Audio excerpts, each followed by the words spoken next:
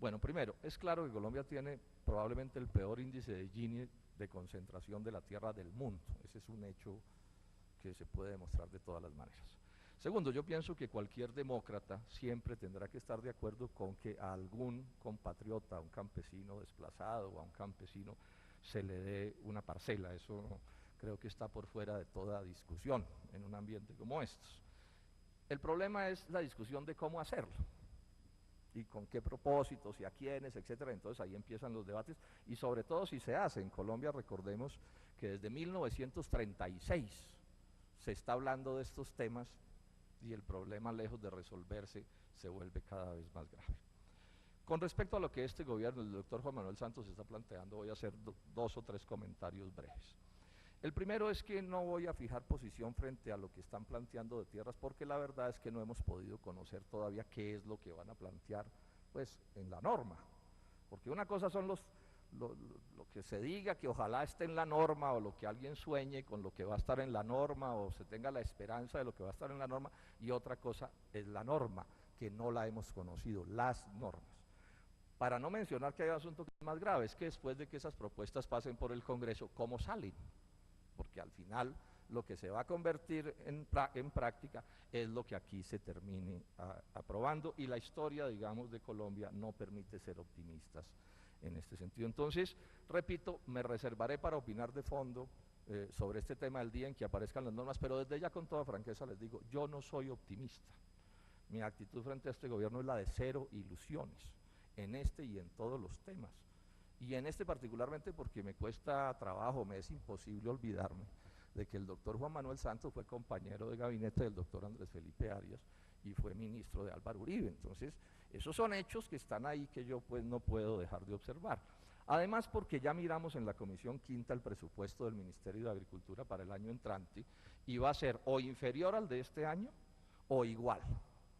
Entonces uno se hace una pregunta, porque se ha dicho que el agro va a ser locomotora del desarrollo. Yo me hago una pregunta, ¿cómo es que una cosa que el 6 de agosto pasado es un Renault 4, la misma cosa se vuelve una locomotora el 7 de agosto? Esas son cosas que por supuesto no me trago, porque no es posible una política agropecuaria seria sin plata. Inclusive no veo cómo se puede hablar con tierras de seriedad sin plata.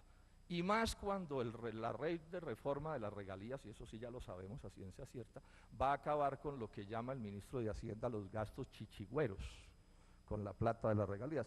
Chichigüeros para él, pues, es esas cosas que para los campesinos son tan importantes, ¿no? Un puente sobre un pequeño riachuelo, un aula en una vereda, una vía de penetración.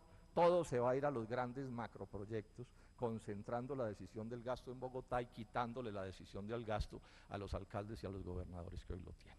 Luego, sobre ese punto, repito, no soy optimista, pero bueno, también he dicho que esperaremos lo que pase. Lo segundo es que en la política agraria de este gobierno, esta no es la única cosa de la que se está planteando. Hay un segundo punto que curiosamente nadie menciona, que es el punto número 69 de los 110 puntos del programa de gobierno del presidente Santos. ¿Qué es lo que dice ese punto? Que hay que acabar con la traba burocrática que la UAF, o sea, la Unidad Agrícola Familiar, le significa a el desarrollo agrario. ¿Cuál es la historia de esto? Quienes quieran pueden encontrar en la Presidencia de la República que hace un par de años el presidente Uribe dijo que él quería hacer en los llanos orientales haciendas de 40 a 45 mil hectáreas, pero que la UAF no se las dejaba hacer porque la UAF tiene una limitación allí de 900 hectáreas. Y dijo también el presidente Uribe en esa misma intervención, que repito se puede encontrar, que esos grandes proyectos, que esa UAF no se podía desmontar porque la ley actual, hoy vigente en Colombia, no se lo permitía. Bueno, entonces cuando aparece esto en el programa de gobierno del doctor Santos, yo le pregunté ya al ministro Juan Camilo Restrepo para un debate que vamos a hacer el martes en la Comisión Quinta del Senado, que qué quería decir eso de acabar con la traba burocrática de la UAF. Entonces él me dice que definitivamente no son capaces de cambiar la ley, pero que entonces van a hacer proyectos para entregar en concesiones tierras en el Bichada y en los llanos orientales por encima de la UAF, en concesión, o sea, alquiladas. Bueno, eso, mis queridos amigos, se llama Carimagua. Eso se llama Carimagua, traducido al buen romance. ¿Qué era Carimagua? Una tierra que se le había debido entregar hace rato a unos campesinos y decidieron más bien entregársela toda a un solo gran empresario. Toda, las 17.000 hectáreas. No digamos de a 8.500 a 2, ni a 1.700 a 10, sino todas a uno solo. Entonces yo quiero llamarle la atención a los interesados en estos asuntos agrarios para que le echen ojo a esto, porque esta es la otra parte de la historia. Y que no resulte que al final, en lo que se está hablando de tierras aquí para desplazados, también se terminen agrupando esas tierras en grandes macroproyectos para grandes inversionistas y conviertan a nuestros campesinos como en siervos de la gleba del medio. Estos son los debates que hay que adelantar con toda tranquilidad. Porque además hay un tercer aspecto, que el periódico El Tiempo lo mencionó el lunes pasado, y es que viene el gran capital transnacional, anda merodeando detrás de las tierras de Colombia. Ya hay ofertas para comprar tierras por del orden de 800.000 hectáreas. En Madagascar ya hubo un gran contrato a 100 años para tierras de 1 millón de hectáreas. En eso está el gran capital transnacional. Y entonces aquí surge otra pregunta. ¿Colombia va a aceptar que sus tierras o una porción inmensa de sus tierras terminen en manos del capital extranjero? ¿Cómo afecta eso la soberanía nacional? ¿Y cómo afecta eso el precio de la tierra en Colombia? Uno de los grandes obstáculos para producir en Colombia en el sector agrícola y pecuario es el altísimo precio del suelo, que hace que prácticamente ningún negocio lícito sea rentable. Entonces, frente al tema de la tierra, simplemente doy estas informaciones y dejo, digamos, la cosa planteada así. El otro aspecto, o el que se me pidió que mencionara, es el caso del Tratado de Libre Comercio, y lo enfoco de esta manera. La tierra es una condición necesaria para la producción agrícola, salvo cosas experimentales, que alguien en un balcón siembre pues un tomate. Lo cierto es que sin tierra no hay producción agropecuaria. Esa es una condición necesaria, pero no es suficiente. O sea, yo puedo tener tierra y no tener cómo desarrollar la tierra. Hoy en Colombia hay 6 millones de hectáreas de calidad agrícola, subutilizadas, porque la política agropecuaria de este país, no de ahora, sino desde hace años, es una política agropecuaria que no permite que la producción agropecuaria florezca. Les cuento este cuento que lo voy a seguir contando muchas veces en estos próximos 4 años. Antes de yo llegar al Senado, cuando era dirigente de la Asociación Nacional por la Salvación Agropecuaria, en una reunión en Ibagué, hablando de estos temas y hablando del problema de las importaciones agrícolas, pidió la palabra un líder indígena de la zona de Collaima. Y este indígena, con la sabiduría que les es propia, dice: quiero dejarles claros, compañeros, que los indígenas no comemos, no somos lombrices. No somos lombrices, y agregó: no comemos tierra. No comemos tierra. Y nos explicó cómo algunos de ellos, que tienen un déficit de tierras inmenso, algunas parcelitas tenían, pero que se estaban muriendo de hambre porque antes sembraban algodón y ya no se podía porque lo importaban. Antes sembraban sorgo y ya no podían porque lo importaban. Antes sembraban maíz y ya no podían porque lo importaban. Y estaban casi que convirtiéndolos en lombrices, y ellos, por toda razón, se oponían a convertirse pues en esa especie de bichos. Lo señalo porque el debate del libre comercio es este. El debate del libre comercio al final es este. ¿Qué es el libre comercio? En resumen, el libre comercio consiste en dejarnos con la tierra y dedicarnos a importar los bienes que podríamos producir en el territorio nacional. Esa es la triste historia, ahí están las cifras. Colombia ha importado una cantidad relativamente pequeña de comida en 1990, hemos llegado a importaciones de 10 millones de toneladas, estamos del orden de 8, y eso que con cuentas que son incompletas, porque por ejemplo no se cuentan los alcoholes, que es una forma de importación de bienes agropecuarios. El trigo desapareció de la faz de Colombia prácticamente, la cebada otro tanto, el maíz agoniza, las pérdidas en granos son inmensas, y no han entrado en vigencia los tratados de libre comercio. Y yo aquí quiero recordar que el jefe de Fediarroz, cuando se firmó el TLC con Estados Unidos, dijo que si había TLC con Estados Unidos se acababa el arroz. Los de los cerdos dijeron que se acababan los cerdos. Los de los pollos dijeron que ese era el peor acuerdo que había podido suscribir gobierno alguno. Y así cada sector fue diciendo que les iba súper mal con el Tratado de Libre Comercio con Estados Unidos, cosa que nosotros también en su momento advertimos. No me voy a poner a dar las cifras. Hay datos, por ejemplo, que dicen que la palma africana va a sufrir pérdidas inmensas con las importaciones de oleaginosas de Estados Unidos. Y cuando uno mira este periodo que ya es de libre comercio, cuando no hayan entrado en vigencia los TLCs, porque el libre comercio entra en operación en el gobierno de César Gaviria, eso es lo que tenemos. Y entonces nos dicen, sí, senador Robledo, pero vamos a invadir al mundo de exportaciones agropecuarias de Colombia. ¡Paja! ¿Qué estamos exportando? El mismo banano que se exporta desde el siglo XIX, el mismo café que se exporta desde el siglo XIX, y lo nuevo son las flores y se están arruinando porque la revaluación los está arruinando. Porque el libre comercio es con revaluación. O sea, decir que vive el libre comercio pero abajo la revaluación es un absurdo. Van juntas las dos cosas. Entonces, ¿de qué es de lo que estamos hablando? O sea, en libre comercio no hay desarrollo agrario. ¿Por qué ha medio crecido el cultivo de la palma? Pues porque ahí no hay libre comercio. Si hay una cosa que es bien lejos del libre comercio es el negocio de la palma. Primero nos obligan a consumir un ACPM hecho con palma que es extremadamente costoso. Lo mismo que pasa con los alcoholes carburantes. Es obligatorio, uno le tiene que echar de eso al carro, quiera o no quiera, así le dañe el carro. Además le ponen un precio que sea negocio para los quienes están metidos en ese negocio, y además los llenan de plata, de agroingreso seguro, etcétera, etcétera. Y entonces uno se pregunta, ¿y por qué los restos de sectores del agro no les aplican esos mismos niveles de protección? Y ojo, hoy lo que tenemos de agro, lo repito, lo tenemos porque no ha habido TLCs.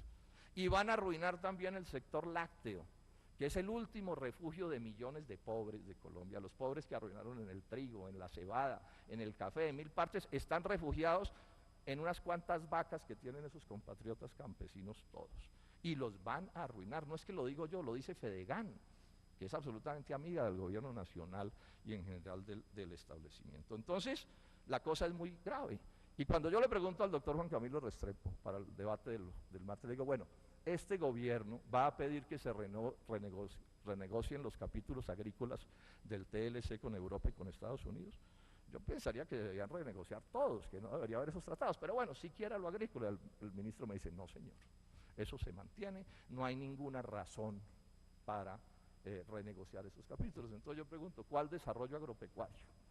Con un Renault 4 disfrazado de locomotora en lo que tiene que ver con asuntos presupuestales, ¿cierto? Con una política de tierras que es fácilmente entregarle las tierras de la nación a los inversionistas extranjeros y genera un impacto indeseable de mil razones en este país. En Colombia nos deberíamos poner de acuerdo, senadores y representantes, para presentar un proyecto de ley que prohíba venderle las tierras agrarias de Colombia a los extranjeros y que prohíba arrendárselas como están haciendo en Madagascar.